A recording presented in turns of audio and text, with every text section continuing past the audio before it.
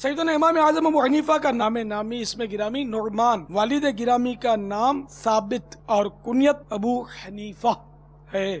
آپ رضی اللہ تعالیٰ عنہ 70 سنہ ہجری میں عراق کے مشہور شہر کوفے میں پیدا ہوئے اور 80 سال کی عمر میں 2 شعبان المعظم 150 ہجری میں وفات پائی، اور آج بھی بغداد معلی میں آپ کا مزار فائز الانوار مرجع خلائق ہے۔ میرے آقا امام اعظم ابو حنیفہ رضی اللہ تعالیٰ عنہ کی شان تو دیکھو کہ آپ رضی اللہ تعالیٰ عنہ نے مسلسل 30 سال روزے رکھے، خالی روزے ہی نہیں رکھے، 30 سال تک ایک رکعت میں قرآن پاک ختم کرتے رہے۔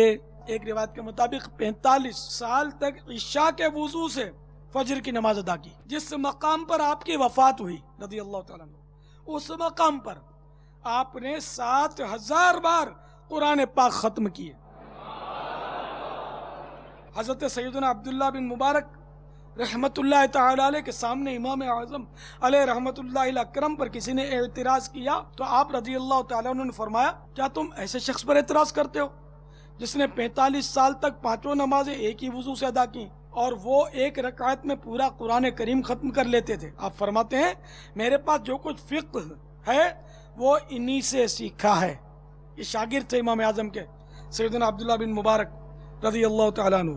روایت میں شروع میں آپ رضی اللہ تعالیٰ عنہ ساری رات عبادت نہیں کرتے تھے۔ ایک بار کسی کو یہ کہتے ہوئے سن لیا کہ ابو حنیفہ ساری رات سوتے نہیں ہیں، چنانچہ اس کے حسن ظن کی لاج رکھتے ہوئے آپ رضی اللہ تعالیٰ عنہ نے تمام رات عبادت شروع کر دی۔